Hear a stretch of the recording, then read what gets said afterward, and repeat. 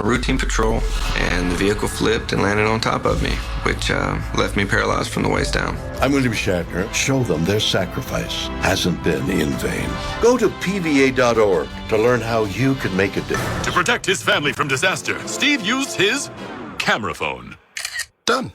By taking pictures of his important documents, Steve can always have them stored online. Learn more simple disaster prep tips at ready.gov. A message from FEMA and the Ad Council.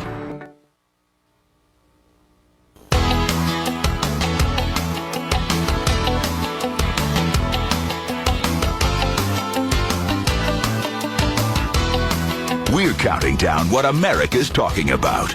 The Talk Radio Countdown Show continues. The Talk Radio Countdown. Once again, let's take some time here on the roundup to go through some social media posts, things that are important that come through the thread, if you will, of social media. Jennifer Horn, Doug Steffen on the, this is the Talk Radio Review. Here's the story from Los Angeles about a youngster who fell to his death while climbing on a bridge as a result of a social media stunt. Oh, boy. This is on the 6th Street Viaduct. I think most of us who are familiar with Los Angeles know where that is. 17 years old, senior in high school. So he was challenged to climb up one of the arches in order to make a post so that he could be well known as a social media broadcaster. What a moron. These people are stupid. Anyway, he falls off the bridge and is dead. So, any of these social media challenges, anything you're doing for the gram, like, it's never a good idea. It's just not smart. Think about how many people have tried to get a selfie and fallen off of a mountain. Yeah, right. It's ridiculous. Exactly. And by the way, this is the third teenager to die on this bridge since it opened 10 months ago. Perfect. Yeah, right. So this is the new bridge. We have to have new people take on the challenge. Happy birthday to Mark Hughes, who's a listener to the program. Ray Taylor. Let's see, who else is on this list? Dana Johnson. Happy birthday to all of you and many more, right? Isn't that it? Yep. I'm remembering Jennifer's birthday is February. Yes, what day? The 4th? Oh, man. No. Try again. The 4th was with us. May the 4th be with you. No, it is February 6th, like Ronald Reagan. Okay, got it. Happy birthday also to Jocelyn Yusufler. I think that's how to pronounce her name. Ah. Happy birthday. Let's see here. A lot of people are commenting on the question that Jay posted earlier as far as the person you'd like to be. And you'd like to feel good about running for the presidency, right? Who are you excited to follow? Here's Unestu, I think I'm pronouncing it right, who said, number 1 for me is Kennedy, Trump's number 2, and DeSantis is number 3. I thought that was kind of interesting. Yeah, that's a good little gang there. Yeah, I'm with number 1. I don't know about number 2 or number 3. Let's see here. It's a good cast of characters, said one. Let's see here. Do you go, excuse me, to a website every morning to get a question answered? Like, are you looking, this is one of the questions we posted, are you looking for answers? Do you post questions? I don't know. Do you post questions on, you have at KRLA, Jennifer does mornings on KRLA in Los Angeles. What do you do with your social media? How do you keep up with it while you're on the air? Or do you have somebody watching? I fail miserably at keeping up with my social media at any time. But we do have a station page that our producer monitors, and we'll post, like, if we're talking about a video, might post a video. If we're talking about a story, might talk about a story. Or ask a question. Sometimes we'll do a poll. But a lot of times it's just kind of a companion of what we're talking about on the radio show. Yeah. Here's a question we posed about Ford. The announcement made this week, and this is number 4 on the countdown this week. Ford keeping AM radio in his new cars and to win. Fords and Lincolns. Well, there still is. The guy who is running Ford doesn't seem to have a lot of common sense. You wonder, people that get into those jobs, they must have something really special.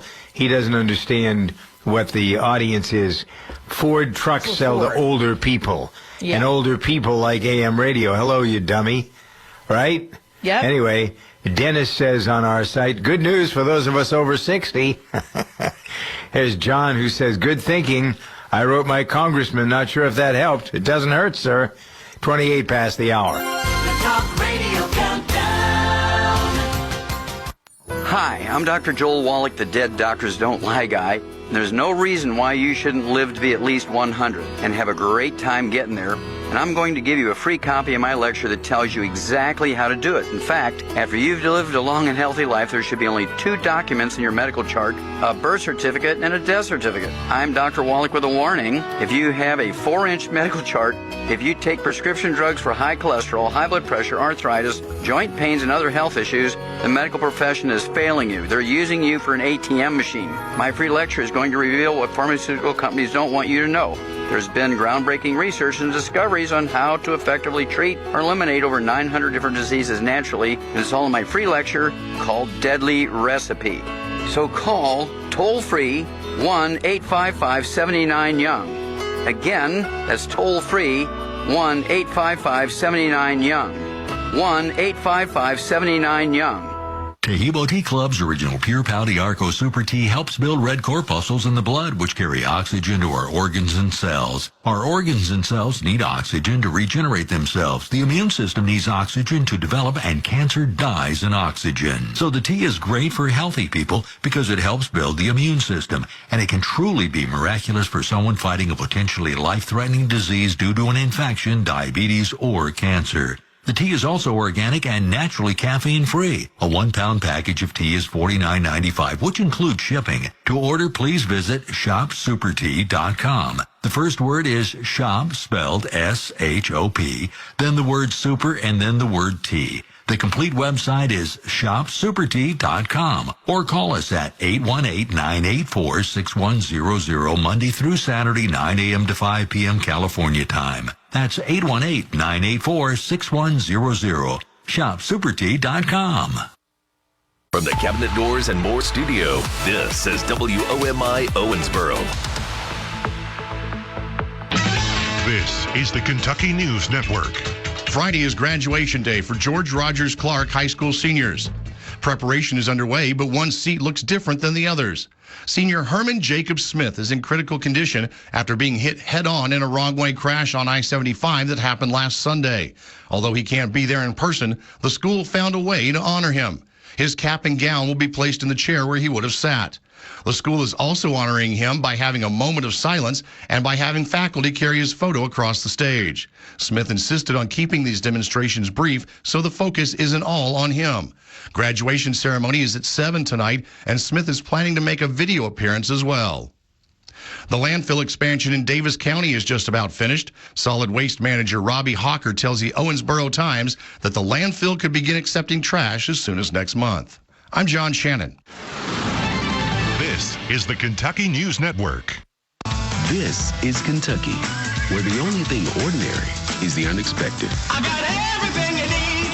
Horse country, legendary distilleries, rivers to paddle, lakes to splash and relax, big city vibes and small town charms.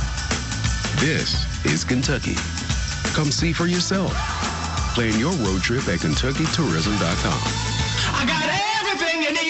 The Kentucky Department for Community-Based Services is hiring. DCBS invites you to be part of an inclusive team of caring professionals that helps all Kentucky families through a rewarding career in family support or social services. They have job openings in their county offices across the state and offer great benefits like hybrid work schedule, competitive salary, paid holidays, and many opportunities for training and promotions, plus state employee discounts. Go online to chfs.ky.gov and enter DCBS jobs in the search field. It's a new day at DCBS. Join them, an equal opportunity employer, MFD.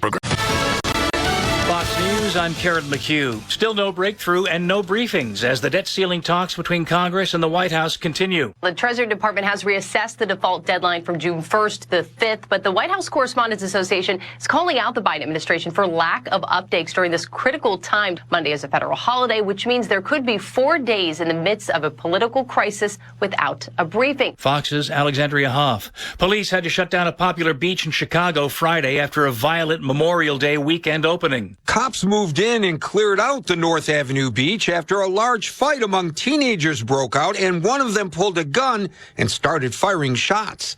Interim Police Superintendent Fred Waller says those involved were young. Police say the fight was gang-related. Fox's Gary Baumgarten. America is listening to Fox News.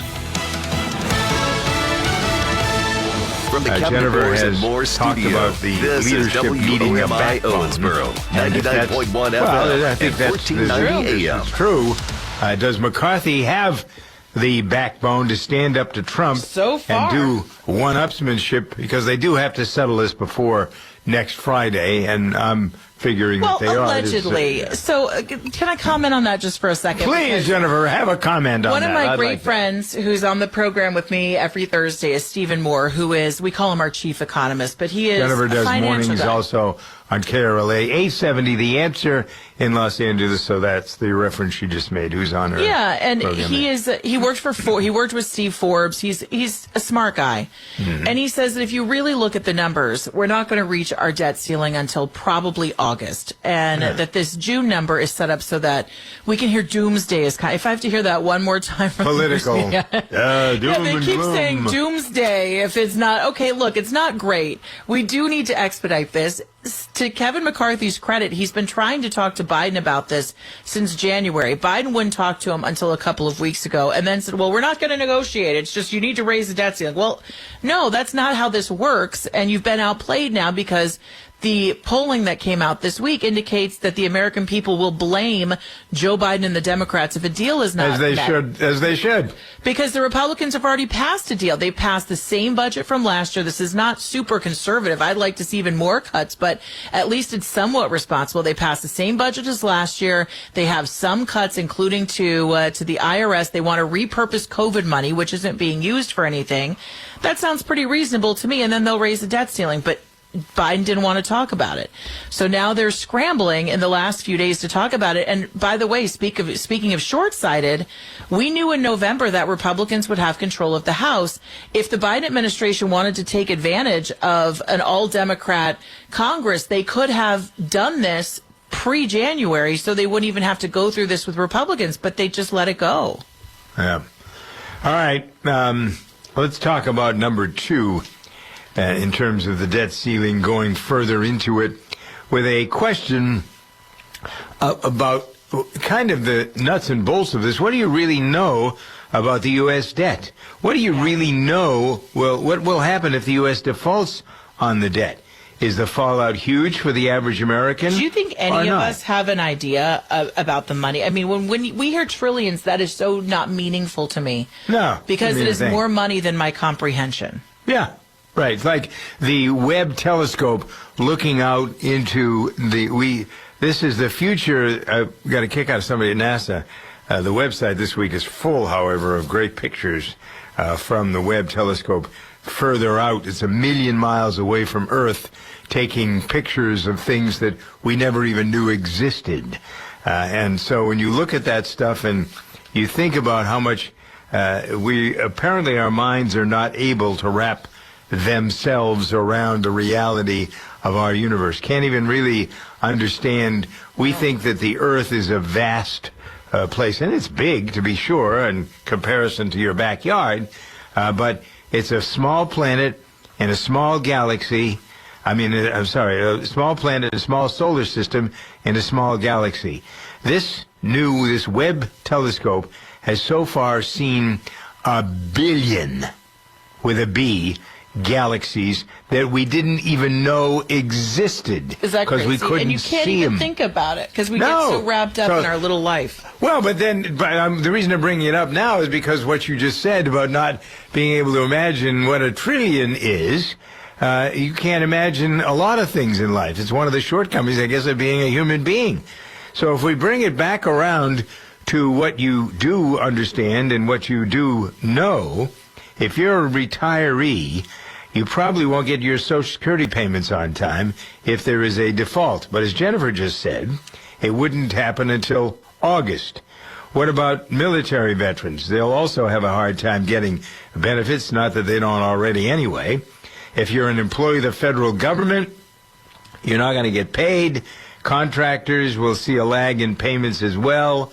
The cost of borrowing will double. So you won't be able, who's going to buy a home with that kind of an interest rate? Although when Jimmy Carter was president, to bring back a moldy oldie, most people are probably never going to understand it. 17% was the mortgage rate as Jimmy Carter got out of office. You could have had Humpty Dumpty run for president against him, never mind Ronald Reagan, and he would have lost. Because as James Carville so eloquently put it, when the Clinton administration was about to take over, it's the economy, stupid. And it is. How people are doing. So this is going to be an albatross around Joe Biden's neck, as far as I can see, because he's the one that really has, like it or not, the final say. McCarthy Especially because they could have planned for this. That's what makes it look really bad. They don't plan for anything. Yeah, it's like you can't just go a week beforehand and go, wait a minute, what did we miss out on here? And also, just while you're talking about this, wouldn't it be nice, because we are stockholders in this country, wouldn't it be nice if we could actually see the budget, if we could actually have an understanding? Why isn't it a zero-based budget? That's what I want to know. This is it. I want to know where their spending is, because I can tell you if I went in there like I run my business, I could go in and make some cuts and do a whole lot more responsible stuff with our money that would cut our debt without killing the economy. Jennifer for president. Yeah. It's so big and so grossly swampy. Ugh. Awful. Terrible. And back to what you mentioned, and I mentioned not as lightly as you did, the corruption in the federal government now among the agencies, the alphabet agencies, is so onerous. The FBI is unbelievably corrupt. The CIA, look across the board, the TSA, they're all corrupt. It's all based on what they can get for themselves and budgets that nobody understands. And here we go again. Now, back to you and your family when it comes to the financial strain that many are on anyway after the pandemic. Americans have racked up $1 trillion in credit card debt. That's 17% more than last year. What do you think is going to happen to the interest rate, which is already, 27% on credit cards? Yeah. It'll be 40%. And so if you've got high credit card debt, it'll sink you. Yeah. And that's what this is. So the basic thing here is, and we say this, it becomes pedantic, how do you spend what you don't have? Oh, let's keep borrowing. That $31 trillion is never going to get paid off. Never. Yeah. It's not going to get paid off, frankly. The whole business about housing projects, there are a lot of people who don't have the ability to buy a home. They can't pay their rent. But I would say, if it were me being the advisor, that you ought not to panic. Because even though there's a lot of hype around all of this stuff, as Jennifer said a few minutes ago, there are a number of ways of looking at this. We won't really hit the default button in June. And by the way, has there been a time when there wasn't? When Clinton was president, I think once, didn't the government sort of quote unquote default? Do I remember that? Yeah, I think so. Or maybe not. I don't think I think it'll be, the first time in history we've ever defaulted. No. And when they say that, they of course start talking about people's Social Security and Vietnam and, the VA stuff like that. Right. That will not come till much later. So it's just a lot right now in the news media, and the government spins it to try to scare the heck out of everybody. Right. Be in control. Do we need to get this? Should we meet those deadlines? Absolutely. There's no excuse for these people. But at the same time, do not let them scare you into thinking the world's going to explode. So, but what the causes of recession in the past and the problems that we're having now, I remember I just mentioned Jimmy Carter. There was the Arabs, our friends, the Saudis, engaged in an oil embargo against us, much of it because they didn't like Jimmy Carter, and they knew if they screwed with our economy, that would be the end of him. And hello, it was. There was also Black Monday in the 80s, the dot-com bubble in the early aughts, the financial situation late 2008, all of these things. You go back to the Great Depression and think about what happened there. The country is too sophisticated. What is it they say? The banks and the big corporations are too big to fail. I don't believe that for a minute. Well, I don't know. The problem is I don't know what. Here's where I would say that I think there's a problem. I think our dollar is very vulnerable because you've got a lot of other economies using their own money instead of our dollar. Yeah.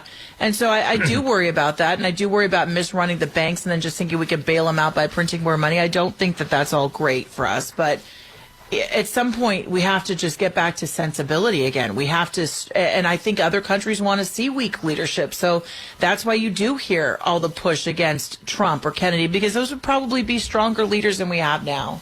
Yep. So the average long-term mortgage rate went up this week for the first time in it was up to about 6.5% in mid-March, and then it went down. And it went down, it went to like 5.7 or something, went back up to 6.5% this week. And that's up from 6.4% the week before. So it's not a huge gain, but it still is difficult. It makes it more costly for home buyers who need a new home to borrow the money. It just isn't, it's not, we were spoiled because we've had the low rates. What was it? 3. It was down to 3%. Didn't you refinance and got less than 3% when you refinanced? I think I got it like 2.8 or something like that. Yeah.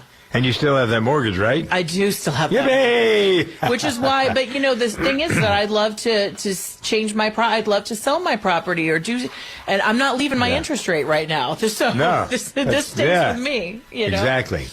All right. One of the other things that's here, I want to go back to the AM radio thing for a moment, because a lot of people think this was an American phenom. It turns out that we were not the only ones who were fighting this. There's an automotive conference that was held in Paris this week, Radio France hosting it, and it was aimed at the same thing, because AM radio is big in Europe as well. We don't tend to think of it, because FM, always, whenever you go to Europe, you turn on the car radio or whatever, and it's always FM. And it's like the weird European pop stuff. Yeah, right, exactly, yeah. But AM radio is important there. And I don't know that it's for the same reason, but does it have to have a reason? If you like most of the, 81% of the people listening to News Talk Radio are over the age of 50, and 81% of them are listening to it on AM radio. So what do you just say, up yours to the people, the guy that runs Ford and these other, we don't care about them. Hello, buddy. The biggest customers for your Ford F-150 are people over the age of 50, you dummy. That's for sure. So what do you, who's thinking that through? People in rural areas that need it. Yeah, exactly. All right. Jennifer Horn, Doug Steffen here on the Talk Radio Review at 48 after the hour. The Talk Radio Countdown.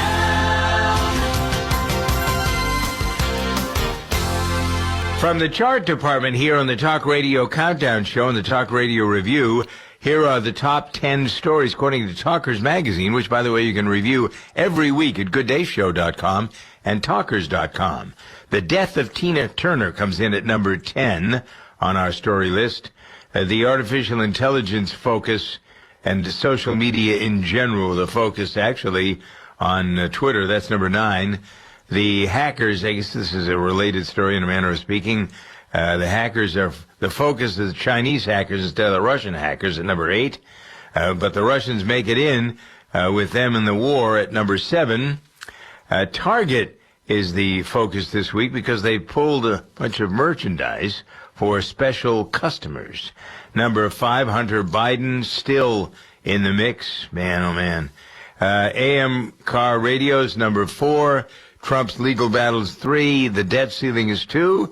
And DeSantis announcing is number 1 this week. Make money doing what you love. It can be done. Matter of fact, it has been done. Consider the story of Jack London. He's one of the highest paid writers of all time. Authored The Call of the Wild, recently released as a blockbuster movie starring Harrison Ford. Jack grew up in a rough neighborhood in Oakland, poor, uneducated, and a school dropout. As a child, Jack fell in love with the idea of being a writer. The notion that an uneducated, dirt-poor school dropout from Oakland could someday be a published writer was insanity. You know the rest of the story, though. Jack London became one of the richest writers of all time. Discover Jack's secret that allows anyone of any income or educational level to make money doing what they love. Whatever it is you love more than anything else, let's make that your prosperous living. Go right now to discoveringjack.com. That's discoveringjack.com. His secret is free. Just go to discoveringjack.com. Discoveringjack.com. Steve is a real Prevagen user and paid testimonialist. Hi, I'm Steve, and I live in Austin, Texas. I work as a personal assistant to the owner of a large manufacturing firm. I've got anywhere from 10 to 50 projects going at any given time. I absolutely have to be sharp. 5 years ago is when I started to notice I started making mistakes. My memory was not nearly as sharp as it had been. I was confiding in my friend about the problems I was having with my memory, and she said, Stephen, you've got to try Prevagen. After a period of time of taking Prevagen, my memory was getting better, and I started to feel a much better sense of well-being.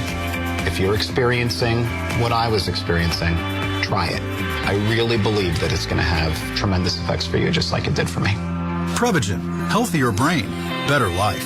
Prevagen is available in stores everywhere. Based on a clinical study of subgroups of individuals who were cognitively normal or mildly impaired, this product is not intended to diagnose, treat, cure, or prevent any disease. The Talk Radio Countdown.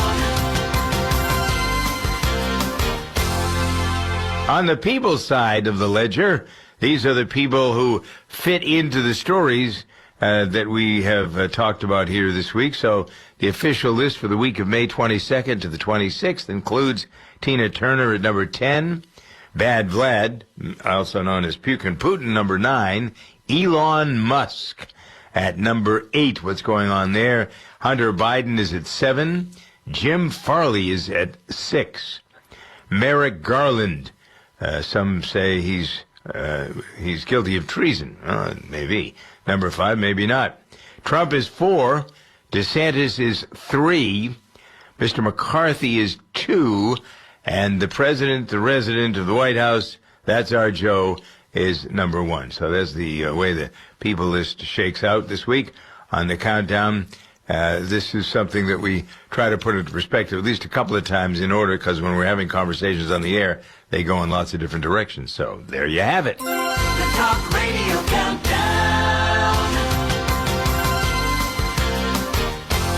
WOMI Owensboro and at 1490WOMI.com. Hi, I'm news correspondent Bob Woodruff. In 2006, a roadside bomb struck the armored vehicle I was riding in while reporting from Iraq. I sustained a life-threatening traumatic brain injury. The military term, "got your six," means I have your back. And that day, our service members had mine. During my recovery, I learned firsthand the challenges facing our service members who return home with injuries. While serving, their fellow service members always had their six. Now that they're home, it is our turn. We started the Bob Woodruff Foundation to make sure that the camaraderie and support they relied on in the military carries on, and we need you. Please join us as part of the Got Your Six initiative and help us be there for impacted veteran service members and their families. They've had our backs. It's time we have theirs. Learn more at gotyoursix.org. That's gotyoursix.org, using the number 6. Transitioning out of the military, it's difficult. Just about everything around you changes. I would get phone calls that brothers were dying, some of them to suicide. And I'd found myself in another cold cemetery. And I started to wonder if I was next. It's a struggle to know that you're facing challenges, but not be ready to face them. Sleep doesn't come easy, and when it comes, it doesn't last long. You're tired all the time. I didn't reach out for that help, but thank God my wife did. She got me registered for Wounded Warrior Project. Talking to somebody that would listen to me and understood my story helped me realize that it was time to change. There's a new fight, there's a new mission, and that's something I'm eternally grateful for. See how we help warriors combat stigma at woundedwarriorproject.org/combat stigma.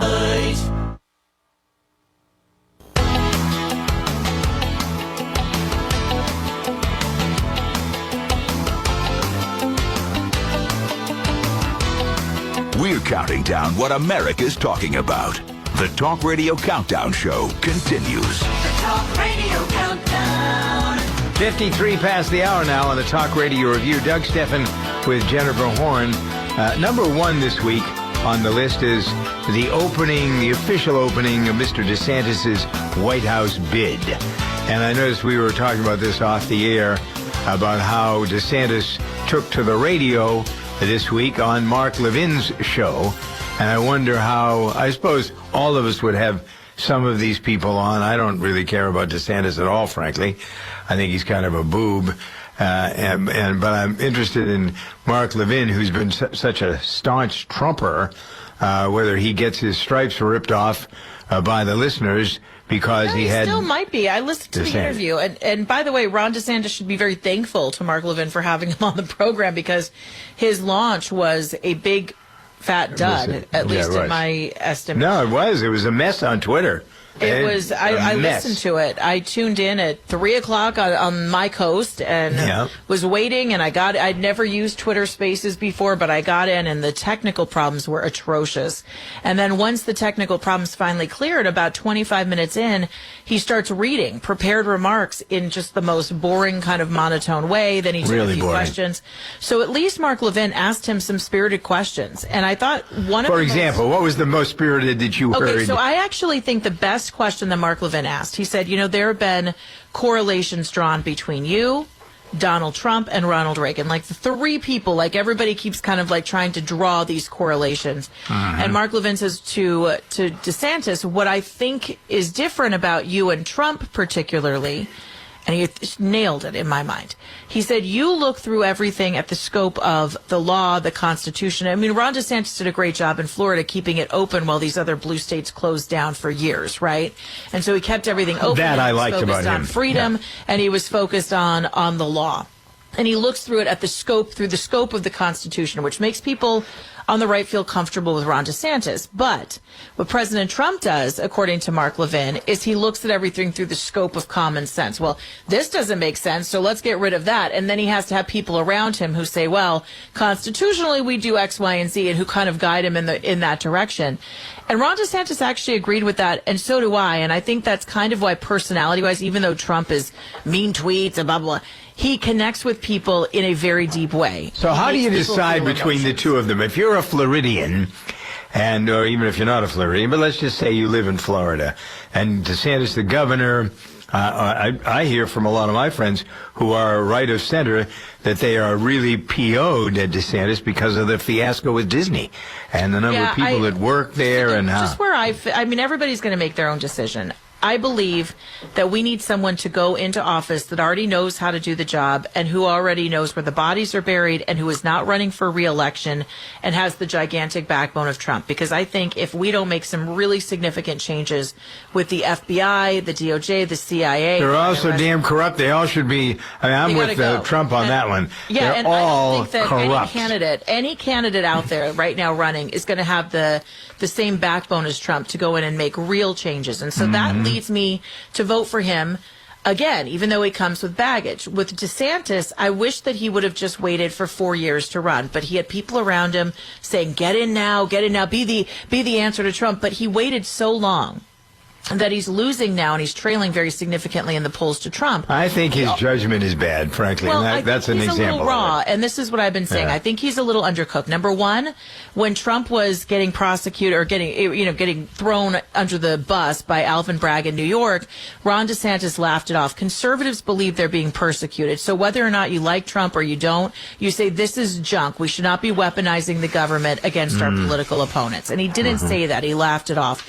The fact that he went on Twitter Space and lost control of his launch was also a really rookie move. The fact that he went after Disney when he wasn't fully prepared, a rookie move. So I think Ron DeSantis is good. I think he has a lot of potential. I just think he still needs some seasoning and some maturity. He's still a pretty young guy. What do you think of his wife? She looks like Barbie. So she's beautiful. They're both beautiful. I'm not going to, and I'll never be one of the conservatives that's going to like rip him to shreds. It's just, I have to honestly tell you, I think that he's really good in a lot of ways, but I think there is still a lot of seasoning that needs to happen. His wife looks like she could use a couple of hamburgers, though. Oh, boy. Okay. Right? He's only, What is he, 44 or 45? 44. Yep. Yeah.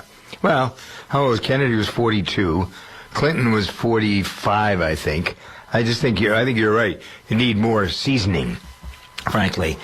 So anyway, that's our run on the number one story this week from Talkers Magazine. Find the list at gooddayshow.com or talkers.com. Jennifer Horn here on the countdown, the overview of what's going on the roundup at 59 past the hour. The Talk Radio Countdown. The Talk Radio Countdown Show is a production of Stefan Multimedia, produced by Bob K. Sound and Recording. WOMI Owensboro and at 1490 WOMI.com. I didn't ask to be thrown in the streets, but I did ask for help, and Covenant House was there for me. For these kids who didn't ask to be put in this unthinkable situation, Covenant House is there. To learn more, go to safeplacetosleep.org today.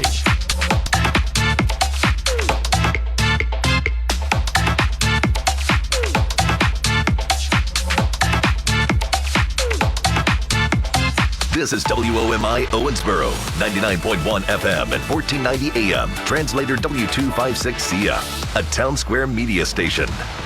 Welcome to Shaped by Faith, where we shape our bodies and hearts for God's purposes. My guest today is Marla Carter. She's the programming director for Faithful Friends Kentucky. Since 2018, Marla has been working to improve the quality of life for those in long-term care. She and her husband Todd both serve as consumer members of the Grad Ombudsman Advisory Council. Through their outreach ministry at their church and through their organization, Faithful Friends Kentucky, they've coordinated a variety of projects to serve the residents and the staff in nursing homes in their community. Welcome to Shaped by Faith, Marla. Hey, thank you. It's good to be here. Absolutely. Well, I would love for you to give our listeners your background, anything you want to share, and about your family and what your life was like before becoming an advocate for residents in nursing homes. Sure. So I was a stay-at-home mom. I actually do have a degree in early childhood or elementary education. And I did like 2 years, I think, of teaching before staying home with my babies. And then I was their teacher. And so that was my life. That consumed my life for a long time. As moms of little kids know, that is all encompassing. You wear a lot of hats, you have a lot of different roles. And so that's who I was, really, was I allowed that to be my identity in some ways, which is probably not always a good thing, but it really was, who I was a mom and a homeschool mom. And that was important to me, to be able to interact with my kids in a way that met their needs for education, but also for relationship, so that education was based more on a relationship as a family and a relationship with the Lord, so that everything we did could be centered on Him, whether it was math or science or language arts, whatever, that everything was integrated with our faith. And so that was what I did for a while. As I was maneuvering or shifting out of that, I kind of went to some training, some encouragement of other moms homeschooling, that they were kind of just starting their journey. I did some speaking and training to equip and empower moms. And as I got to the end of that journey, as my kids were getting ready to graduate high school, I kept thinking, nervously, in fact, what am I going to do with myself when do I want to go back to the school system? What am I going to do? And so God really just brought the next chapter into my life, certainly in a way that I hadn't expected. But it was very obvious that what I was going to do was shift from children to the elderly. Okay. So, when you're talking about homeschooling, that is a huge ministry. I have 3 daughters, and 2 of them homeschool their children, and one is a school teacher. And it is, raising up children in the way of the Lord is a huge ministry, and you're shifting and shaping their life along with, of course, the word of the Lord. So that is huge. So obviously there was, like you were saying, that transition period. It's funny how God always shows us, when we think, what are we going to do next? Or how's this going to work out? And he always brings things about for his glory. So when did you realize that God was calling you to shift from your children to the lonely and forgotten elderly in nursing homes? Well, it actually took me a while, I think, to recognize that. So my mother-in-law was went into the nursing home in 2018. Before that, she was kind of in and out of personal care. And during that time, we met like her roommate and a couple of other residents that lived in the personal care facility. And really, my husband was the one who led the way. He made these relationships with these little ladies and, started visiting them and trying to meet some of their needs. And I was kind of drug along with that. I kind of went along for the ride. Not that I didn't want to, but that was just not. He's always had a passion for the elderly, and like I said, my focus has always been kids, and so I just didn't. That wasn't where I always felt comfortable, with the older people. And so, as my mother-in-law went into the nursing home and we started to visit her, then I started to see the need, and my heart started to be softened to where I definitely was feeling a call to step up and make a difference in the lives of nursing home residents. Well, when you say you saw the need, what was it that you saw, Marla, when you started visiting your mother-in-law? I had no idea what went on inside a nursing home. I'm embarrassed to say I really didn't. And I drove past a nursing home every single day and did not know what life was like inside. Hadn't been in one since I was a little kid, probably on a school trip, Christmas caroling, I just didn't know. And so when we would go visit her, we were really surprised to see the number of residents that would be just sitting alone, whether in their rooms or out in the common areas, in the lobbies, in the hallways.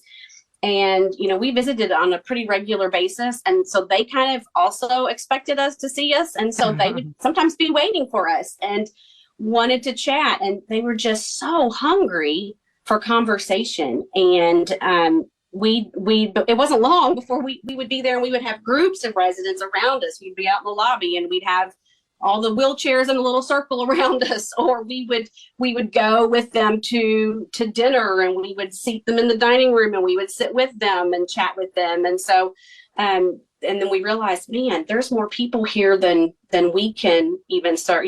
There's so many needs. We started learning, did research and started reading about how 60% of nursing home residents never receive a single visitor. And in my experience, I would say it's probably more than that too. It's probably closer to 80%. Wow. But that is unbelievable that they would spend their final days, whatever time they have left, just kind of locked away behind closed doors, forgotten for the most part, and alone.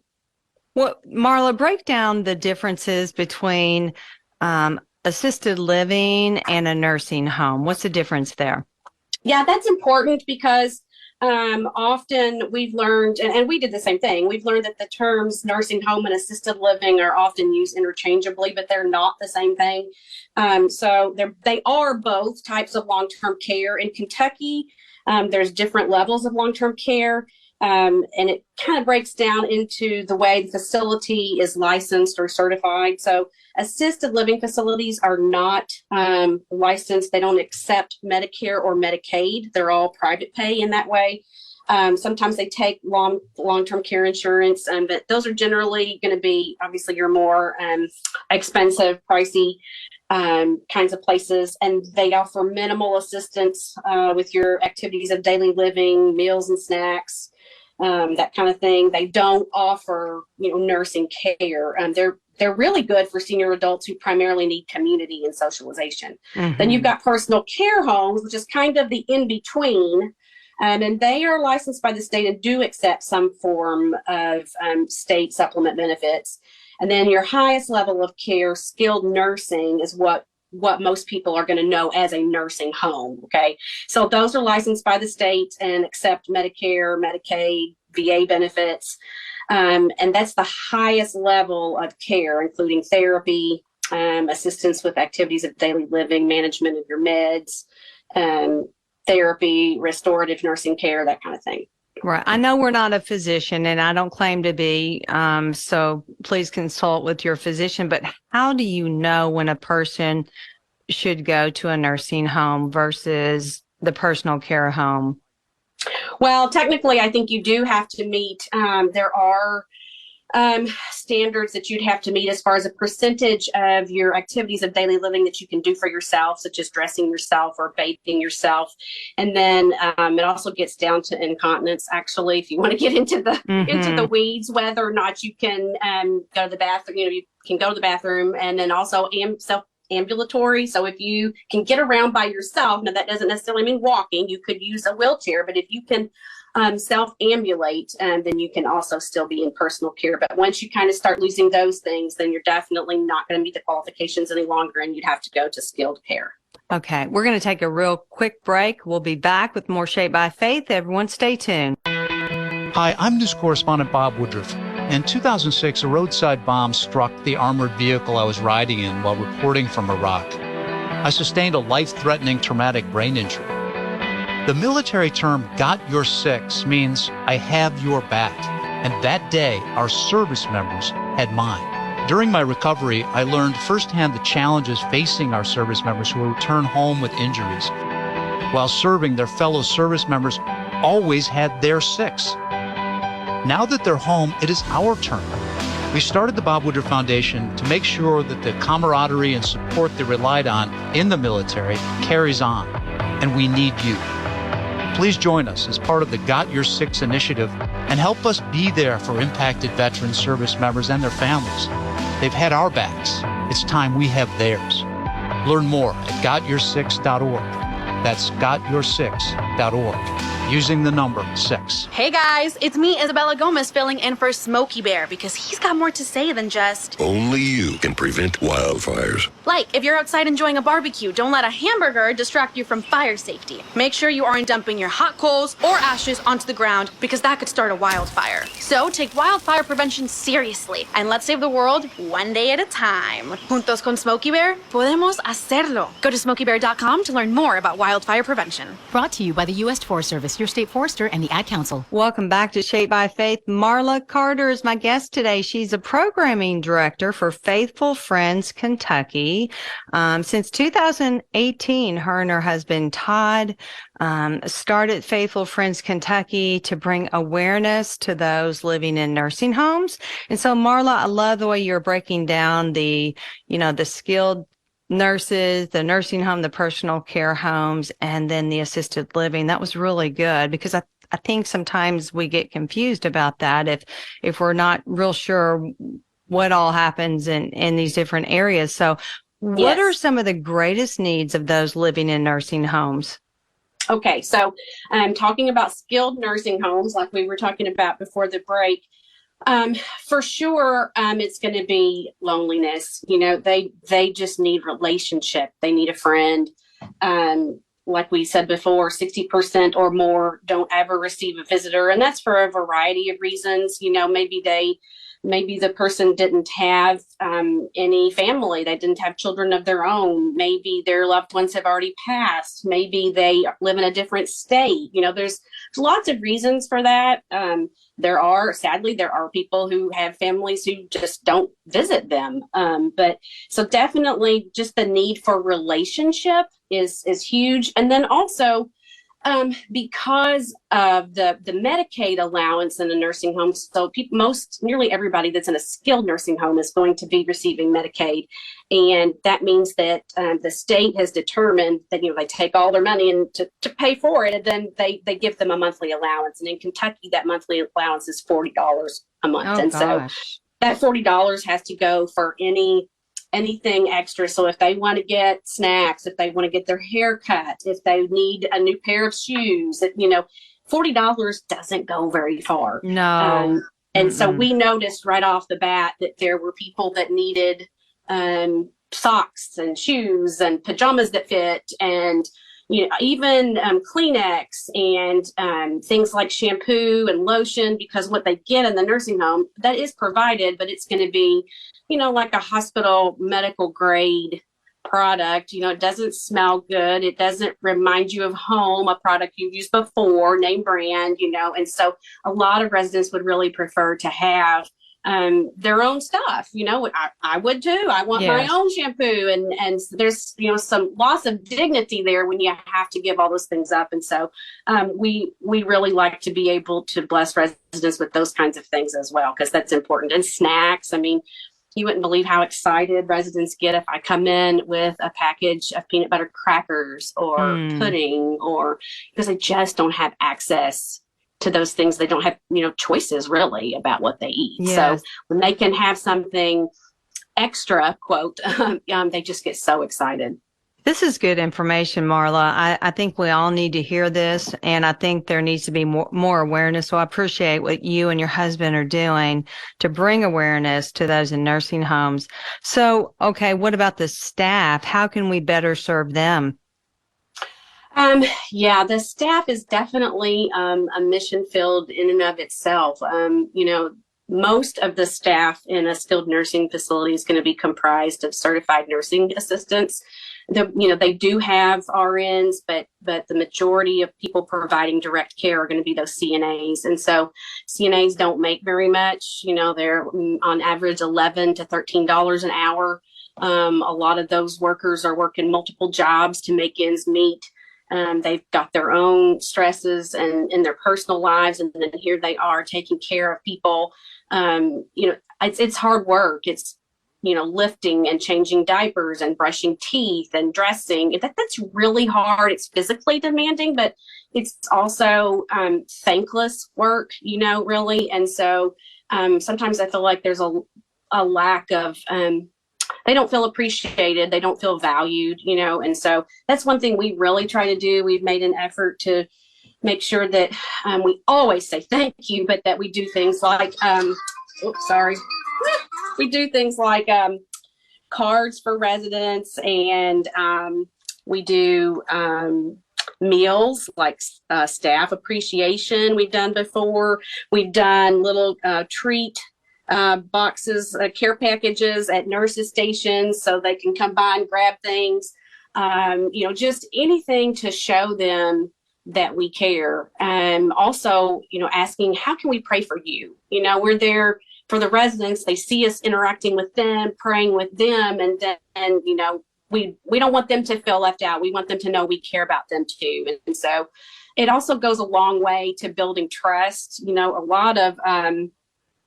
A lot of the staff can sometimes be skeptical of people that come in and stay for a while. Like, why would you come here? Well, what is your real motivation? And so once they learn that you're there just because you love them and you love the residents, it really goes a long way to building trust and more opportunities to minister to them as well. And I firmly believe when you minister to the staff, it helps them improve the quality of care too, because they feel appreciated and supported and valued. Absolutely. It's sort of like when my children way back in the day were in school, I would always make sure the teacher was happy and send her snacks and treats and gift cards just to let her know how much we appreciated her. So it totally makes sense.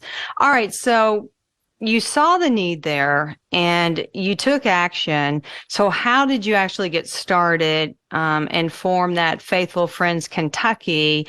And how can others jump in there alongside of you or help somehow?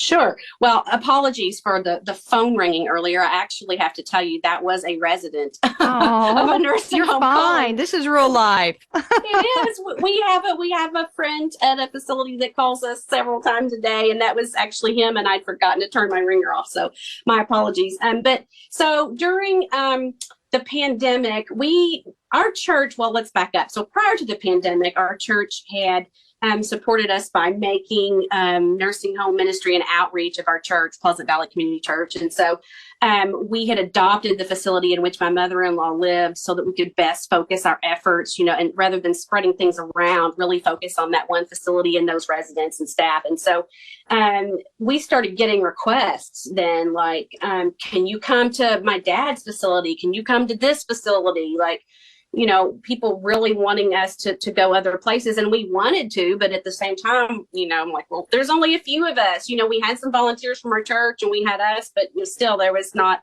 we just can't be everywhere. And so that's when we decided to start Faithful Friends Kentucky during the pandemic. Then we went ahead and pursued getting our 501c3 and, incorporating so that our goal is to be able to help other churches, other people, go in and do what we've done, to learn lessons that we've learned. We want to train you so you know what to do from the get-go, and to make it really easy, because sometimes, going into a nursing home can be overwhelming. And so we want to make it as easy as possible for you to go in and immediately feel successful about what you're doing. Oh, that's good. I mean, people they do need a heads up. And I think we all need, that special training where you've been there and you're in the midst of it. So can you give us maybe some helpful tips? Sure. What we could do when visiting residents? Yeah, well, there's definitely resources on our website that you can read that talk about best ways to visit and things to expect and do's and don'ts and that kind of thing. But I think the number one thing that I'd like to say to people is that be prepared to be uncomfortable at first. And that probably is not going to be what somebody wants to hear, but it really is. You have to be prepared for that. You have to understand that it really is a different world inside. So you have to expect that you're not always going to know exactly what to say or what to do in every situation. I still don't always know. And then also just to be in the residents' world, be present with them wherever that is. So a lot of residents, because of dementia or things, will tell you that they want to go home or that they are going home, which is likely untrue. But most of them firmly believe that. So instead of asking, well, when are you going home?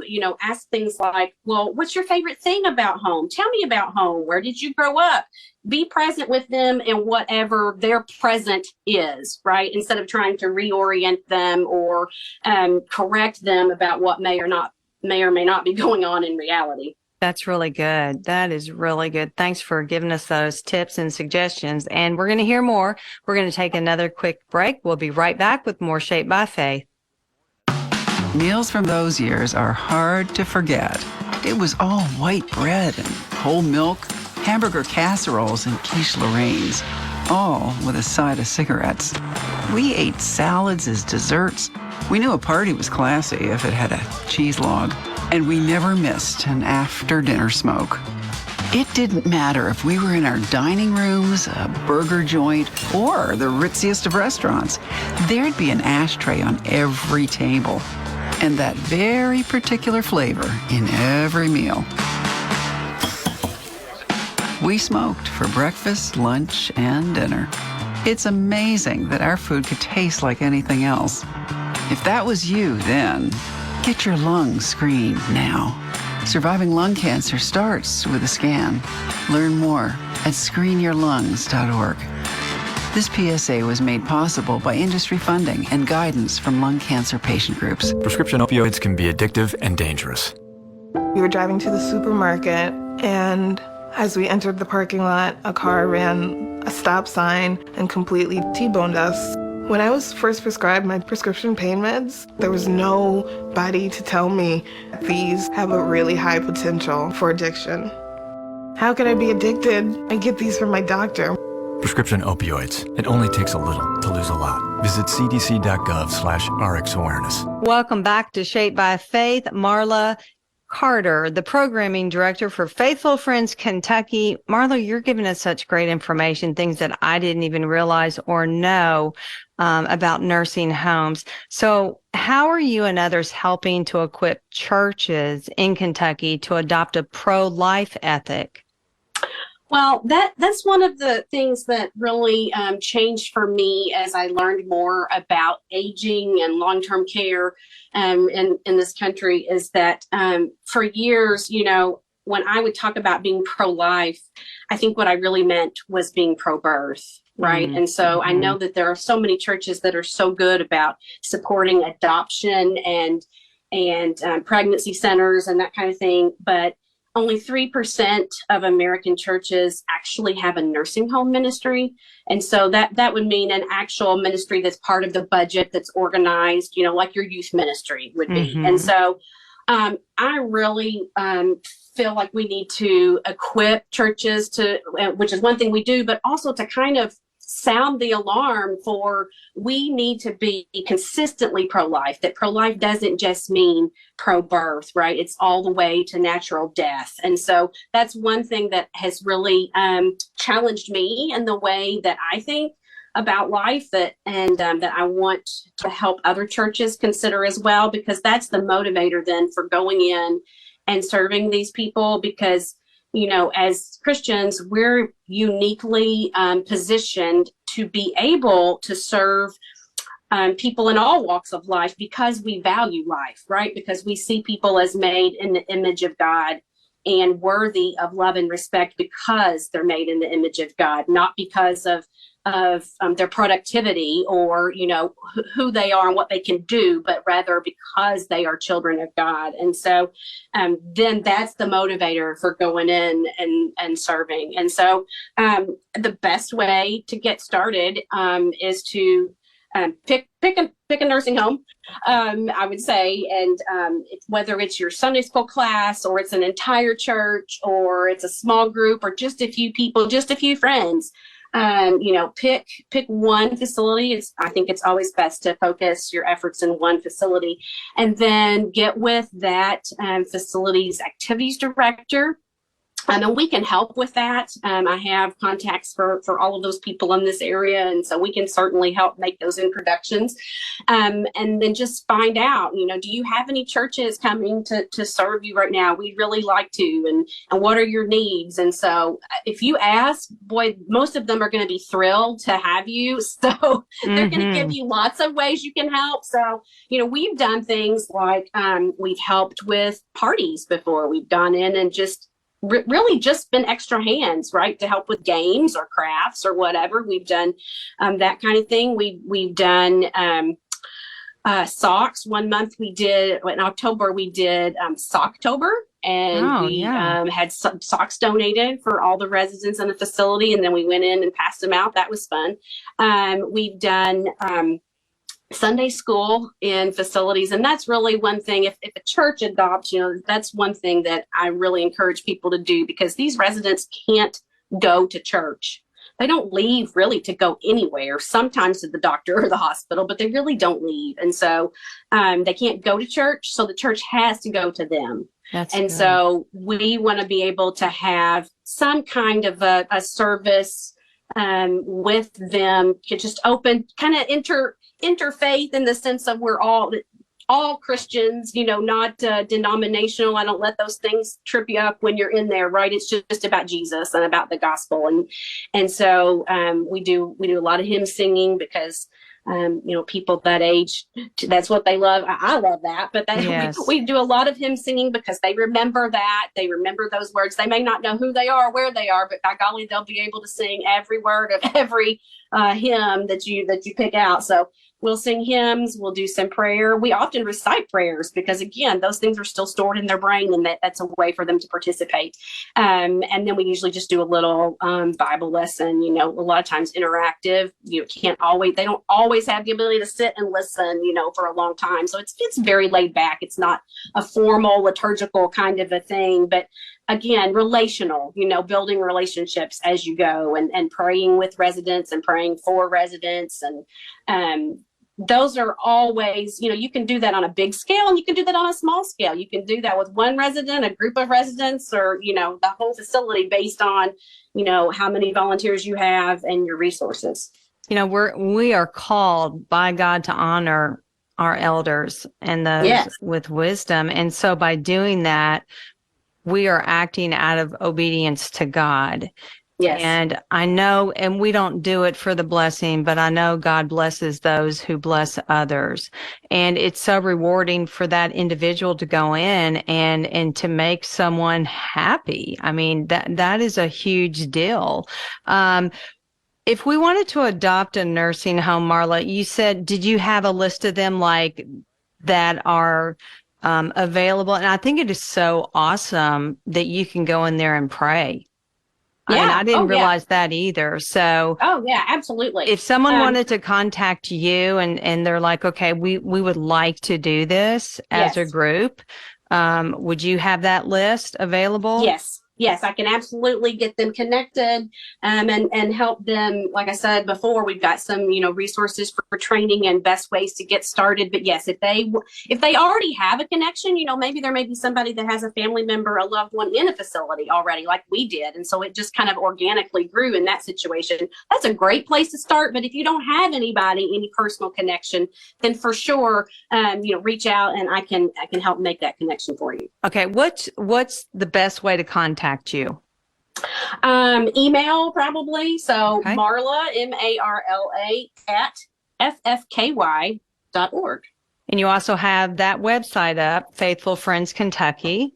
Yes, faithfulfriendskentucky.org. And it's not, Kentucky's not spelled out. So it's faithfulfriendsky.org. Okay. We could go on and on. Our time's up, and it was such a joy to speak with you. But thank you so much for informing us about nursing homes and how we can help others with loneliness. Thanks. It was a pleasure to be here. I could talk about it all day. Everyone have a blessed day. Bye. Thanks. Bye-bye.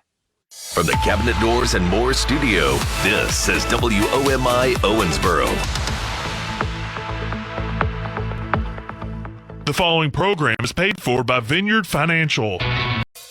Looks like you need a vacation. Enter the 5-Hour Energy Where Will the Tide Take You sweepstakes. You could win a $10,000 dream beach vacation. Imagine jet setting off to a tropical paradise, having fun in the sun, or diving at a gorgeous reef. It's up to you. No purchase necessary. Go to 5HETide.com for official rules and to enter. That's 5HETide.com. Enter today. Ends June 30th, 2024.